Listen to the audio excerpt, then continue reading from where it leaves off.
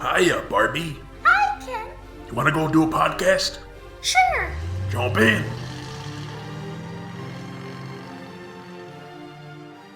Ladies and gentlemen, Barbies and Kens, Chelseas of all ages, and everyone else, welcome to Binging Barbie, a Barbie movie podcast. I'm your host, John, and with me I have my co-host. Hey, please, we're here to practice the art of dance, not that hippity hop. Jay. Hi. For those of you just joining us, we are a podcast about Barbie movies. Every week, we watch one of the straight-to-DVD animated Barbie movies, and we rate its story, characters, animation, voice acting, and music to see how it stacks up. This week, we'll be talking about the 28th animated Barbie movie, Barbie and the Secret Door. Yeah. Just before we begin, I'm a little bit sick this episode, so if I sound a bit off, that's why, but feeling ready to dive right into this. Let's dive in. Yeah, so this was released on September 16, 2014. Yep. And it's directed by Karen J. Lloyd. This is the first Barbie movie directed by a woman, so that's kind of exciting. She had previously done a lot of storyboarding work for Princess and the Pauper, Princess Charm School, Pearl Princess, a few other Barbie movies. So she's kind of moving up the ranks here. And it was written by Brian Hofield, who he wrote a lot of like the Winnie the Pooh stuff from the 2000s and early 2010s, like Piglet's Big Movie. That was sort of the big credit to his name. Yes. And then also wrote several episodes of My Little Pony Friendship is Magic. Yeah, I don't love those episodes, but they are episodes. Okay. Yeah, and we have music by Gabriel Mann and Rebecca Newell.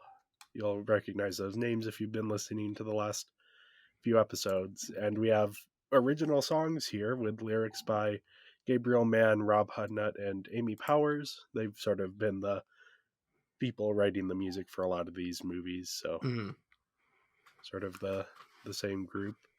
So let's dive into the story. Okay, so the story follows Amazon's Alexa, who is a princess who would rather stay in her room reading books all day than giving speeches or attending balls. In this film, she's due to make an appearance at the royal ball, but is struggling to learn the traditional waltz. Seeing this, her grandmother gives her a book about a princess who doesn't know she has magic. Alexa takes the book out into the garden, and a magic door suddenly appears on a rock. What a rock. Rather than continue her dance lessons, she goes through the door and ends up in a magical kingdom called Zinnia, kind of like Alice in Wonderland. Yeah. Or even very Narnia. Similar. Yeah. Very similar. Shortly after arriving, she meets a mermaid and a fairy, Nori and Rami, who have lost their wings and tail because the evil princess Malusha has been stealing all the magic from the kingdom since she wants to be the only one with magic. This sounds like a familiar story. As a princess, Alexa also has magic and may be the only one at stopping Malusha. So they take her to their secret hideout where they are keeping 3 of the 4 magical unicorns that Malusha is looking for. These 3 unicorns are small. The big one is the big one. Yep. Yep. Meanwhile, Malusha's sniffers with odd noses capture a fairy, and Malusha steals her magic wings. And a short while later, the sniffers come back with news that they have found the queen unicorn, with the most powerful unicorns of all unicorns. Did we see the scene where they found her, or did they just show up saying they found it?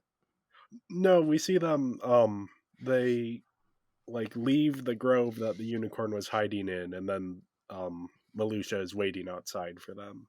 Oh, okay. But it turns out it was only a hunch, but Malusha uses it to her advantage, setting the fairy free and following her. The fairy returns to the secret grove and warns everyone that Malusha knows where the queen unicorn is. Alexa, Nori, and Romy go to save the queen unicorn, not realizing that they are leading Malusha right to her.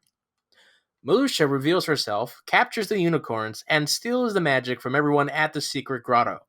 Malusha also tries to steal Alexa's magic, but is unable to because Alexa is a machine. Yep. Alexa almost gives up, but instead returns to Amazon and goes with Nori and Romy to confront Malusha. Malusha tries to steal Alexa's magic again, but Alexa realizes that every time she does so, her scepter cracks a little. And so Alexa does the ultimate sacrifice and lets Malusha steal her magic, which breaks the scepter. Alexa is then able to return everything to normal. Malusha's parents show up and scold Malusha. Alexa Yep. returns home, gives a speech, and dances at the ball. The end. Yep. It's pretty simple story. It's that sort of classic otherworld. The main character has a lesson to learn in real life, so they go off to this magical fantasy world where they can learn the lesson and then return. Yeah, it's like it really feels like this is just Barbie in the pink shoes, Yep. Or but Barbie Nutcracker. better. Yeah. Yeah, But I would better. say so. Yeah, no. The story, though, with having a villain wanting to steal all the magic from the land, just is a story that's from My Little Pony that came out this same year as well. Oh. Arguably, the much better effect, although I prefer this ending versus the show's ending. Okay. Yeah, I'd be curious to hear some of those parallels. Um, Do you think it was at all intentional, given that they share a writer, or if it was just kind of like, no. So the writer doesn't show up into the show till like a few years later. okay, Um, but they did do this story again with ponies, with a similar character to Malusha, okay, but not as good. yeah. I mean, I don't have a lot to say about the story here. Yeah, no.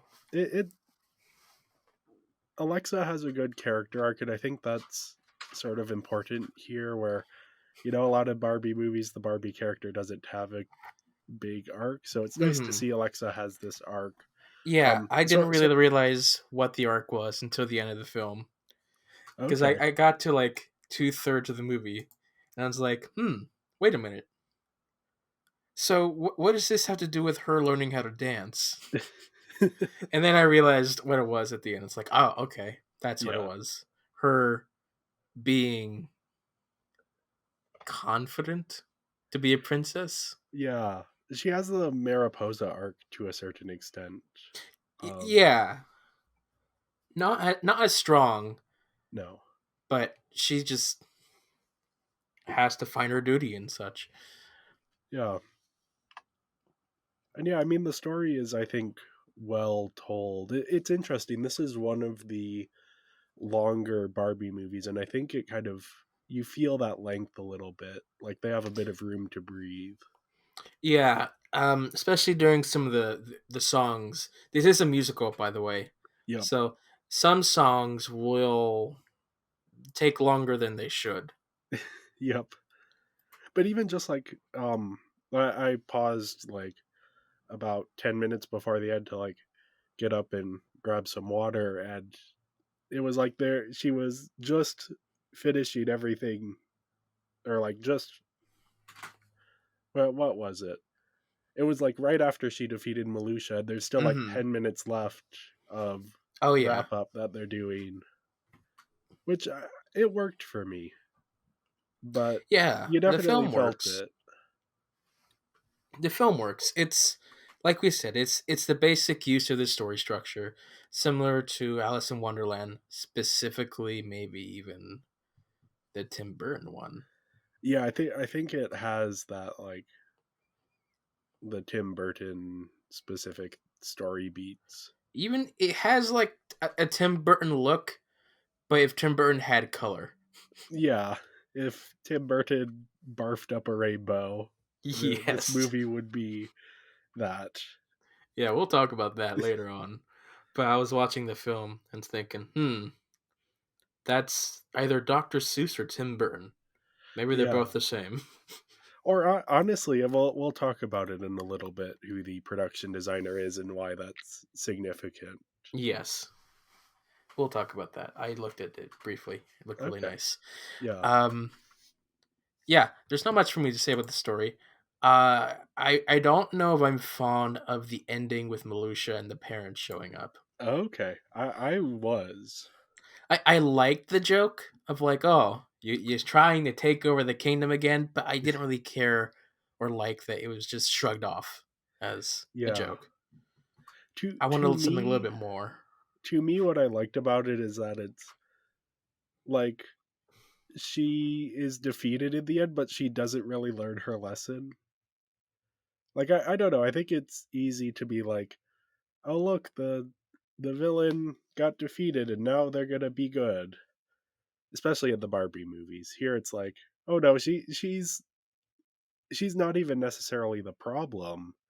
It's her parents who are just kind of like, oh Malusha, you tried to take over the kingdom again? Ah, silly you. They just leave her alone all the time, it seems. Yeah. Hmm. Yeah, I gave the story a 3.5 out of 5. I thought Yeah. it's solid. It's not.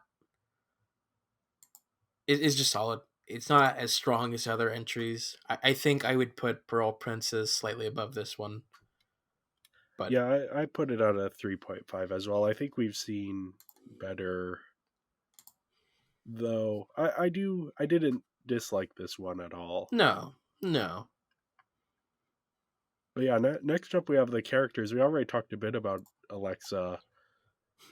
But yeah, the first thing I was like is, oh, she's a character who I don't think they're going for this, but she has a lot of the like signs of social anxiety where she's just like she stays in her room and wants to read books rather than interact with people. But then obviously the story of the movie is her having to overcome that. So Hmm. then maybe the similarities get a little bit less useful. Yeah, yeah. There's not much to say about her. Like you said, she is similar to Mariposa, and that's about it. Yeah, I like her arc here. I like that they give her a big arc and that the movie is focused on that arc Hmm.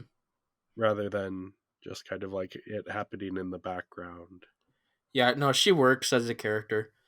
I didn't have many or if any flaws with her, Yeah. and I like the solution of the magic overpowering the scepter. Yeah. And I even like the way it shows her learning how to use her magic, Hmm. sort of testing it out, different things like that. Yeah, Next we have Nori and Romy, which I don't remember which is which, and I don't care enough to check on it. I But they're assume Nori is the mermaid. yeah, because that's the mermaid in um Mermaidia. Mermaidia, yeah. Which Alexa was also the name of one of the characters in Diamond Castle. Yes, but still, So they're Alexa. reusing, yeah. And I think I don't know. Now I need to look up when Amazon's Alexa It's because similar. I don't think it was. Before it was Siri. Yeah, which we haven't had a Princess Siri thus far. One day. But yeah, I'm gonna initial release November 6th, 2014. Wait, Oh, when was the release date of this movie? September. Oh, just under the wire there. Just under the wire, but close. Yeah, But yeah, no, they're classic sidekicks. yeah. They even have the dynamic of like one's the smart one and one's the clumsy one. Yeah, I do like the bit that Nori, who used to be a mermaid, now has trouble walking. although it's used way too much. Oh yeah, yeah, but For it's fun. It makes sense. Yeah, it makes sense. There's not much to say There's about them besides one of them's voiced by Ashley Ball, which is yep. always fun. Um, and there's also a weird reference to Titanic with Oh yes, with I think it's Romy on the flying lily pad. I'm the queen of the world. Yeah, and also we had a little Aladdin Yes. reference in there.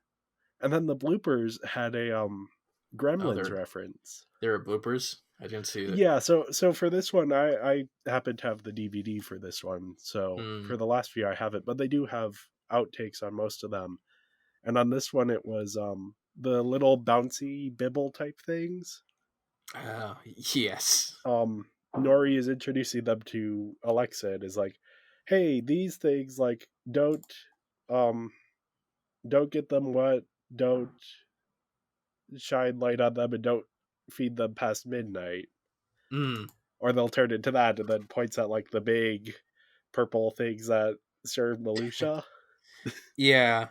No. Those little ugly things, like, they show up, and my immediate reaction is like, "What the heck is that thing?" I don't know who designs these creatures. They get worse every time. Yep. I think the purple big ones are a little bit But they're better. fine. They're fine. There Most of are the creature design here is fine. The bibble things are not.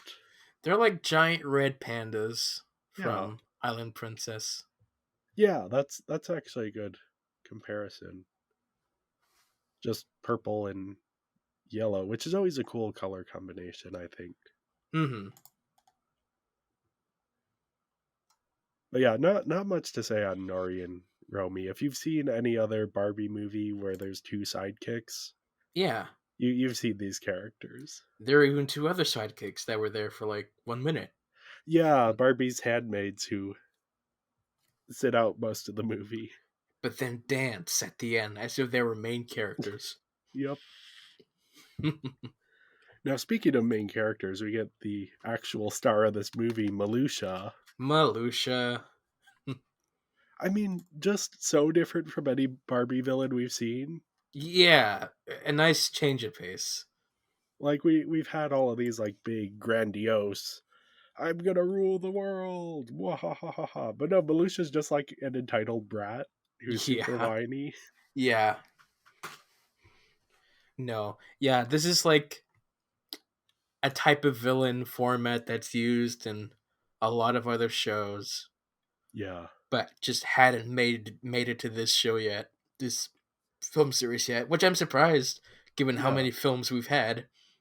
Although half of the villains are the exact same, voiced by Kathleen Barr. Uh, yeah, so I hear they changed it up, and it was a funny character. yeah. And the reveal of it, because they Yes. make you wait for it, Hmm. because you're initially thinking, oh, Malusha, she's stealing all the magic, must be like It's like, Laverna type. what kind of design is this character gonna have? And then they like zoom into the castle, and there's this like this huge big dress, and then they zoom in, and it's like, no, it's a child. And Yeah, then the dress like unfurls, and it's like she's sitting at the top of some stairs. I was looking at the cast and was thinking, Tabitha St. Germain, villain. I wonder what that's gonna be like. It Yeah, was not what I was thinking.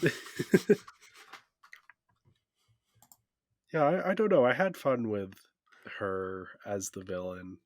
I Yeah, I think had she fun might with have her. been the best part of the movie, or at least had the best scenes.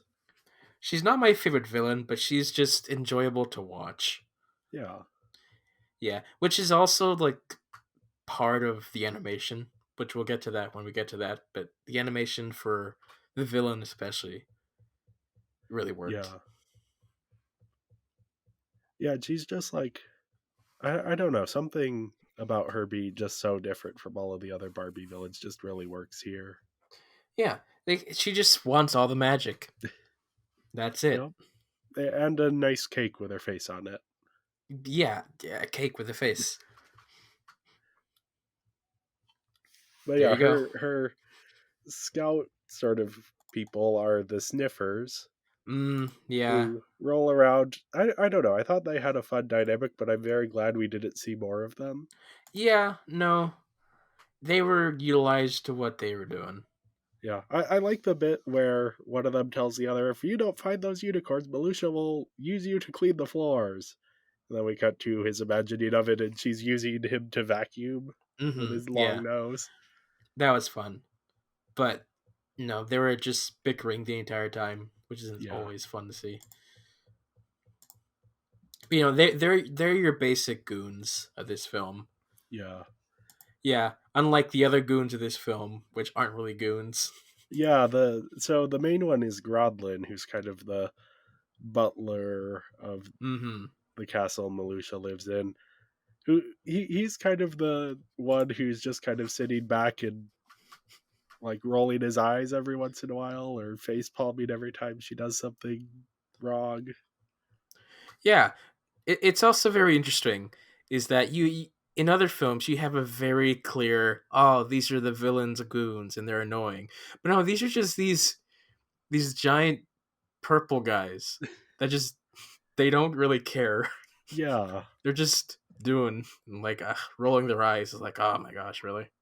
which the reveal that like Malusha isn't even the one in charge; it's her parents. Like that's totally what you would imagine if. It it works really well because it's like, Yeah, oh, so that's why they're with her. It's because they work for the king and yeah, queen. and it's like they're babysitting, but they aren't really qualified to be babysitting, so they're just kind of like, oh, king and queen told us to do whatever Malusha wants, so I guess we're doing this now. Okay. Mm-hmm. Don't really want to. The baker guy leaves like sobbing at one point because she doesn't like the cake he made. Yeah, they get abused all the time. Yeah, you feel for them at a certain Yeah. point. Yeah, there aren't a ton. Oh, go ahead.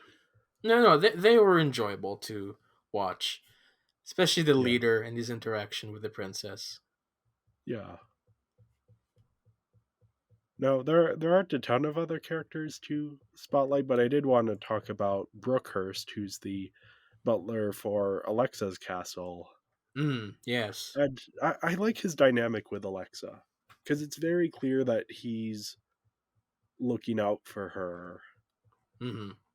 and just the way he treats her and is very understanding of her. I thought it was nice, and it's not something that the movie highlights. It's basically only showed in like the way he looks. But Yeah. yeah, I thought it was like a sweet little thing to have. Yeah, there's not much to say about him. He's just there. He's the butler. He's gone for most of Yeah, the film, so you don't really think about him. yeah. I don't know if you had any other characters to talk about. There weren't a ton of memorable characters here. No, there weren't a whole ton of them. We had a giant unicorn. Yep. We had The the dance Queens and instructor. the yes, who we'll talk about him in the voice acting section, but he doesn't really have much character here. We had the grandmother, who acts Yeah, like a grandmother. yep. She's the classic Barbie magical old lady, Yeah, like from Pink Shoes. pink shoes. She's also the musketeer. I think she's Yep. designed after the musketeer lady. Yeah, I They're think it's similar, the same or very similar model. very similar. Even probably similar of voice actress as well. Yeah. I didn't check, but yes, So yeah, that's about overall, it. like I gave the characters a 4 out of 5. I think a lot of that is for Malusha, who's just a very creative villain for these Barbie movies to kind of be adding in. Hmm. I gave the characters a 3.5. I didn't find anything terrible with them, but they could be there could be more interesting side Yeah. characters, but they all work for what they're trying to do. So, it's solid. Yep.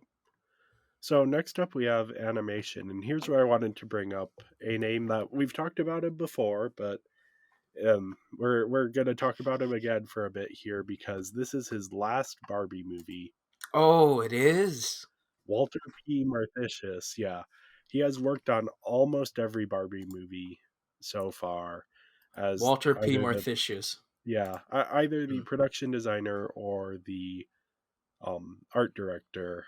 and then occasionally as just the director.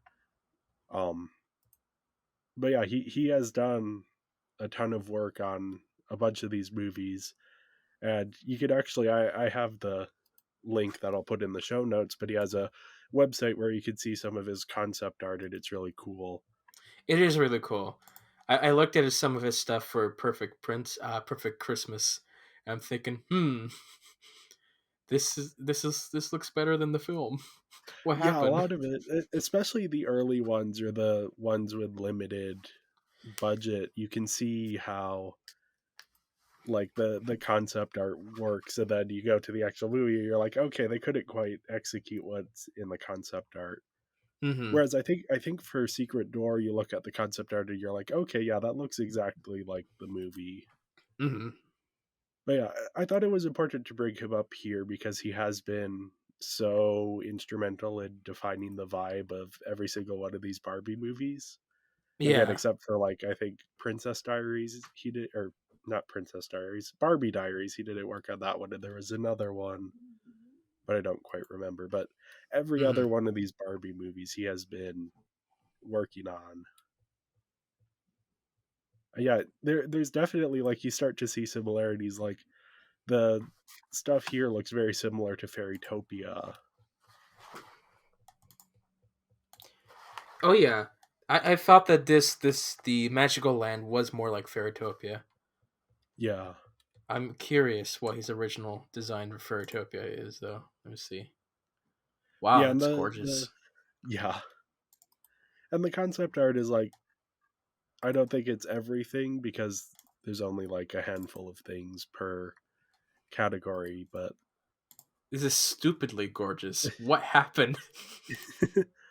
I mean, I think part of it is budget, though there are definitely times where you can see like they'll just use his concept art as like a still Yeah. image, which is kind of Yeah. neat as well. Hmm. And then I think he does some 3D modeling as well because some of his stuff will have 3D modeling in it. Yeah, it looks like he also did some work for the My Little Pony movie, Yep. which um I don't think that fully translated as maybe Not some of the not color quite. palettes. Not quite. Partially because by the time that film came out, there was already an established look for ponies. Yeah. This is not as similar. Takes some variations, but no, gorgeous artwork still. Yeah. And yeah, it's worth I'll leave the link to his website here and I'll tweet it out as well just cuz I Mm. think it is kind of fun and you could even there's like an animation homepage that I'll send the link to, but then along the side there's also like there's some Barbie stuff in the concept art 2 and 3, I think in the 4 as well. Um just kind of cool to see. Man, that Mariposa one looks great. Yeah. Wow. And there's also like he's done work for live action movies. He did stuff for the house with the clock in its walls. Mm-hmm. So there's stuff for there as well. And it's just kind of I don't know, it's fun to look for me at least to look at these things and be like, oh, here's what it looked like in the concept art stage and here's what the final thing looked like. How did they translate it? Did they translate it well? Did they make changes? Wow. Man, now I'm thinking some of these films are very inferior. Yeah, there's Because, like, definitely, especially the early no. ones. These designs, though, they're really nice. Yeah, anyway, he does great stuff. His work is all over this film. Uh, very artistically designed, very Wonderland esque. Yep. Like we were saying, Tim Burton, Dr. Seuss esque designs, especially with the curvatures and a lot of candy cane swirls. Yeah. And I think overall the animation quality is very good here. Very good, yeah. Facial Like, expressions are great. They're almost at the level that I liked them at Princess Charm School. yeah. character models are good. There's a lot of Yes. dynamic camera movement and angles. I love when they're able to do that, and even like the framing of shots. Mhm. That's always fun when they find interesting ways to move Yeah. the camera and to have characters popping in and out of frame. Yeah. Malusha is just the way they animated Malusha, even Barbie, just really well done. Just the Yeah, subtle movements, just something we've been missing in the past few films. yeah. Well, Pearl Princess had some good Yeah, animation, but Pro Princess is like this is I put these two similar. yeah, I think I Pearl think Princess I preferred the visuals in that one. yeah, and this is where I get into my sticking point with this movie, and that it's colorful, but I think it's maybe a little bit too colorful. Oh, there's so much color. Yeah, and it's just like everywhere, and it doesn't always like it's not always complementary colors. Yeah, the sniffers. I like the color for one of them, but they reverse the color for the other one, and it's like, I don't think that looks as good. Yeah, and even just like the wide shots of the land, it's just like, oh, that's a lot of color in a A little lot of space, color. and it doesn't. I don't know if it's just that I'm sick, but I think my eyes are starting to hurt a little bit. Maybe we Yeah, could have dialed it back a little bit. it's like a candy shop. Yeah. Which I think for the target audience, I think they're gonna love it. But for me, it was just like, ooh, that's a bit too much. That's an interesting shade of blue and green, Yeah. And pink, orange and pink. and every other color in Yeah. existence. Yeah. It's like, yeah, it was. And I don't want to be too harsh because this is Walter P. Marthish's last movie of these Barbie movies, not last ever. But yeah, the colors were maybe a bit too much. But at the same time, I mean, he got a chance to just go wild with the colors, so hey, Mm-hmm. that's something. Yeah. No, it was creative. Yeah, I felt like there was a distinctness between the main world and the colorful world. yeah. Hmm. So yeah, overall, I gave the animation a 4.5 out of 5. That point 0.5 that's bringing it down is definitely the overuse of color. Yeah, I gave it a 3.8, which is the same as Pearl Princess. Oh, sorry, I gave the animation a 4. I was looking at the wrong category. Hmm. Solid. The color is a Yeah, bit much, but no, really well done. yeah. Next up, we have the voice acting, and Kelly Sheridan once again returning as the protagonist here. And Hmm. once again, she's great. I kind of wish that they found a better singing voice Yeah, who's better no. matched to her. The Especially since she's the only character who doesn't sing. Yeah. So we have Brittany McDonald, who I believe has worked on a few of these other Barbie movies as sort of the Mm, singing voice. I think Maybe not, so. but yeah, definitely not the best match we've seen. Yeah, not the best match. It was very clear that she was singing this with a different actress. Yeah, But no, everyone else they sung. Tabitha sung, Ashley Ball sung, which I was really happy for. As soon as she started to sing, I'm like, yes! Wrote that down. She's singing. And then Tabitha sung. I'm like, oh, really? Tabitha's singing. Interesting. yeah, yeah. I mean, you said before that Kelly Sheridan can sing, so I do kind of wonder why they don't have She her. can sing, but she's probably not as elite as the Yeah, others. Maybe. that's fair. I do wish they had found like get Melissa Lyons back Hmm. from Princess Yes. and the Pauper. Well, maybe she was doing other stuff. Who Yeah, knows? that's probably doesn't want to come back for Barbie and the Secret Door. Yeah, probably the musical style of this film probably doesn't match her. Yeah, that's also fair. Yeah, no, the music is very modern. Yeah, which we'll talk about in the music category. But Yeah, anyway, next up we have in terms of voice actors, I wanted to spotlight. We have Tabitha Saint Germain, yeah. who I mean, this is the perfect character for her to play. Hmm. like just the perfect match of her voice and the character. And Yeah. she really gets to let loose on sort of that like little kid, annoying brat, Mm-hmm. the whole 9 yards. It's a lot of fun. Oh yeah, she brings this character together. I could imagine this character being much more annoying, Yeah. even by having professionals such as Tara Strong voicing. I would probably not enjoy the character as much. Yeah, she finds a good balance because she Mm-hmm. is in a lot of the movie, so you don't want her to be too grating, but you do want her to sort of get on your nerves a little bit because Mm-hmm. she is the villain ultimately. But yeah, I thought she did fantastic. Yeah. And then I also wanted to spotlight. He only has a few lines, but Jay Brazo plays Mr. Primrose, the dance instructor. He's a Canadian actor known for Watchmen, Insomnia, and My Little Pony. He's in a few episodes of that. Um, and the accent he finds is just so funny. The way he delivers the line of Mm-hmm. "We're here to learn the art of dance, not that hippity hop." I Mm-hmm. can't quite do the voice, but I thought that was just so funny. Yeah. Other voices that I would spotlight would be Ashley Ball, as usual.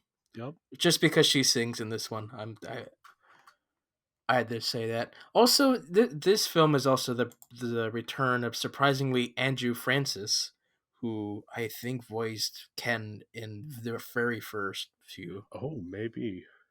I didn't very look early. that He up. hasn't been in Barbie in a long time. Yeah. Yeah, we also have returning players like Jonathan Holmes. Mm, He's been in a few Barbie movies. Christopher Gaze is back. I believe Ellie King has been in a few as well. I think so too. So yeah, a few returning people. Ali Liebert.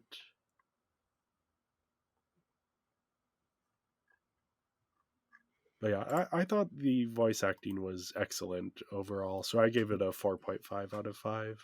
Yeah, I give it a 4, which is my good number Yep. for voice acting. On to the music, which is this film is a musical, which Yep. is I guess interesting. They do use the music appropriately in that what's featured in the songs helps elevate the character motivations and a bit of the Yeah. story. But one, the music is modern and it doesn't quite match the surroundings of the environment. And two, some of the songs go on a bit longer. Yeah. Yeah, I Like the agree with song both. I Have Magic plays 3 times in this film. Yeah. It's a It, catchy song, but did we need it? No. Yeah, and I like that this is a musical. I always like when these are musicals, but this is one of the weaker ones for me, Mm-hmm.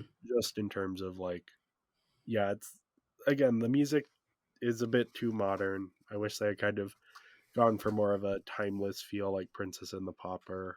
Well, it's less of it being modern and more so maybe they could try and twist it to where it sounds more like the environment of the land. Yeah, that too. Yeah, I was getting like Owl City vibes, and this is not an Owl Yeah. City vibes movie. Well, the first song I was listening to, and I was thinking, this sounds like a modern Christian worship song, except there's more lyrics. Yeah, it's I don't know. There is a disconnect between the songs and the actual like environment around it and the story going on. Which yeah, I wish they had just done it a little bit differently. Though I can understand why they went the direction they went. But I don't think the songs are terrible. There's a yeah, couple interesting boppers like Magic. Got Magic, yep. that's a bopper.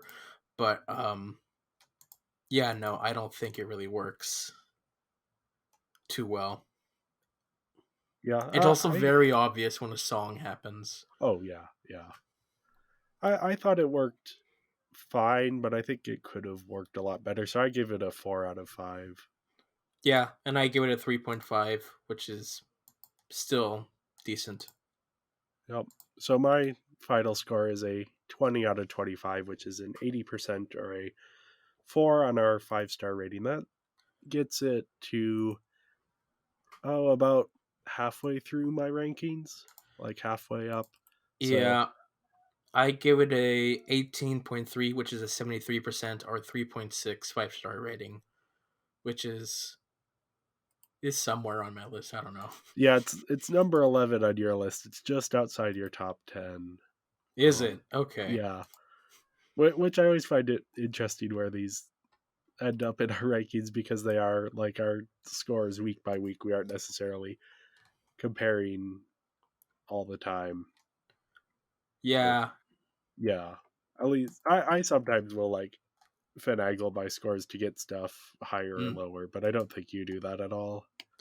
No. If anything, I'd ever only do it for lower. Yeah. But no, I don't do it that often. I compare it with my others just to make sure I'm doing it correctly. But no. Yeah. Yeah, and it actually ends up number 8 on our overall rankings. I think that's partially because that includes like our overall rankings includes when we have guests on, so sometimes that bumps the score down a little bit. Mm-hmm. But yeah, I think when we compare it to ours, it's in the middle of the pack for both of us. Yeah. But anyway, thank you for listening. Please make sure to follow us on social media. We're Binging Barbie Podcast on Instagram, at Binging Barbie on Twitter, and Binging Barbie, a Barbie movie podcast on Letterboxd, where you can find an up-to-date list of our Barbie movie rankings. We will be back next week to talk about Barbie's first superhero adventure. Oh boy. Barbie Princess Power. Yeah, we'll see about this one. I'm curious. Yeah, I already have things to say, specifically when it comes to the superhero genre in cartoons. Okay. Yeah, I'm curious about this one because we're on a run of this is the second or maybe third in a row of Barbie movies where I went in with pretty low expectations and was pleasantly surprised. I'm not expecting this to So be the yeah, same I next don't know. week. Yeah, I'm thinking this one might be a bit of a doozy, but we'll see. I already have a gripe against it, just for its concept. So we'll see. Well, yeah, But thank you for anyway, listening. yeah, thank you guys for listening. We'll see y'all next time. Bye. Bye.